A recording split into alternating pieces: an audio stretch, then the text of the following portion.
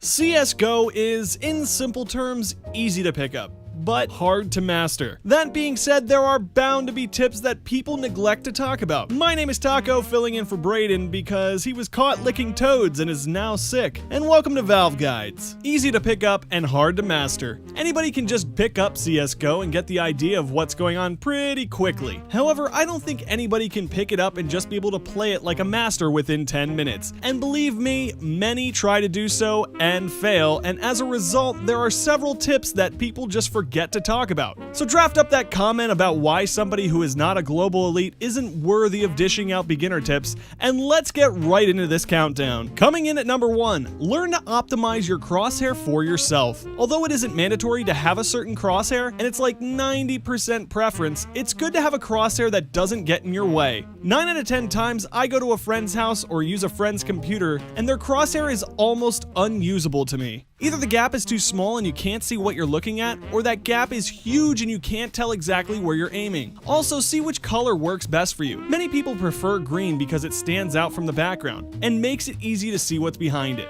Having a white crosshair would really mess you up if you were looking at a white background such as in Nuke or Season.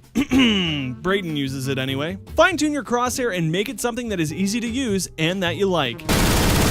Number 2, you need basic knowledge and game sense. A wonderful example of this was brought to my attention in one of the War Owl's recent videos about jump scouting. Say your teammate hit someone for 60. You have a scout, and even with that knowledge, you continue to try for headshots with the scout.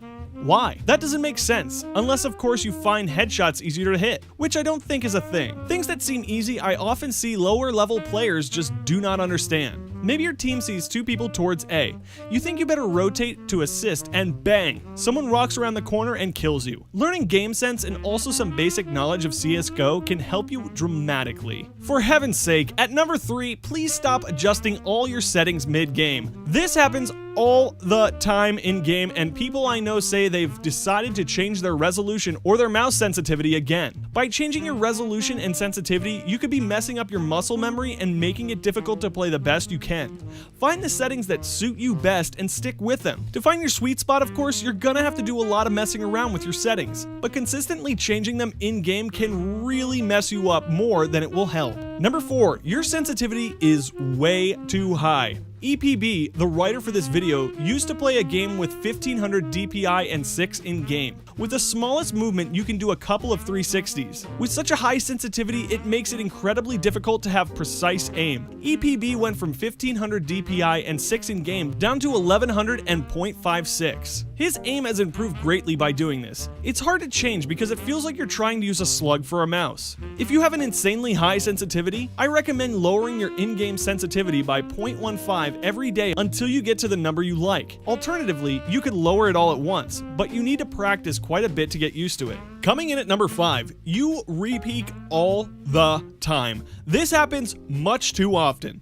Okay, story time. You're a CT in a 2 vs 1 situation, and you have the bomb down. You just need to let the terrorist come to you. You peek and get a few shots off, peek again and again and again, and finally, you die. The enemy gets your teammate as well, and you've lost an easy round. This is a common habit, and oftentimes is fed by the want to get that extra kill. It's a hard habit to break, and it can be done. A way to break the habit is by asking yourself whenever you peek, is this a good peek? And do I need to be doing this? If your answer is no to either or one of those, you probably shouldn't peek. Number 6, you are always solo queuing. I always hear people say, I top frag, but I can't rank up. Quite often they're not playing as well as they think they are, or they're not communicating with their team. I'll admit, sometimes you'll end up with a bad team, and in that case you can only play so well. But the best thing to do to avoid this is to queue with your friends or other serious players.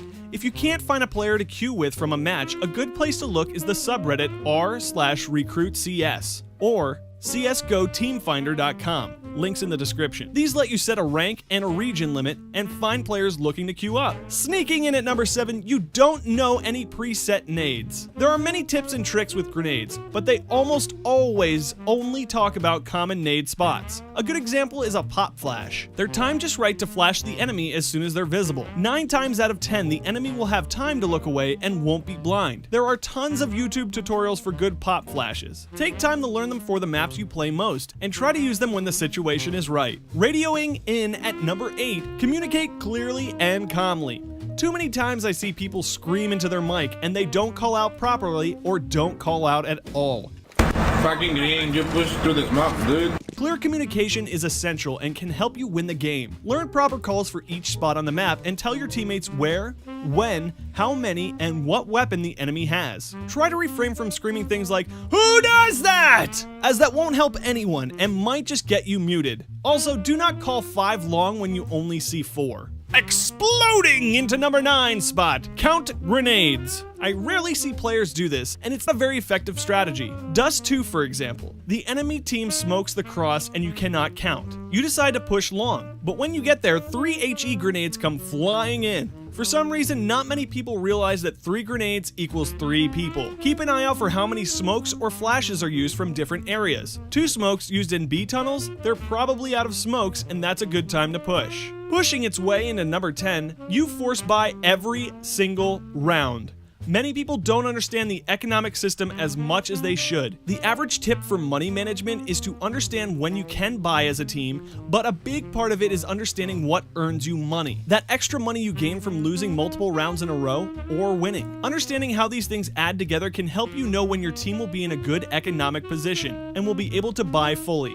Also, understanding the first round buys is a necessary task. Well guys, that just about does it. Which one of these tips helped you out the most? Let us know in the comments down below. Thank you guys so much for watching. If you enjoyed, drop a like. If this video wasn't up to your standards, a dislike works too. Subscribe if you want to see more videos like this. And until next time, my name is Taco, and I will see you in the next one. Especially if Braden keeps licking frogs and toads. I'm not really sure which he, chooses to lick. But, it gets him sick, and I guess he likes that. And I guess you could say he has a frog in his throat. Yeah, I went there. I made that punny fun.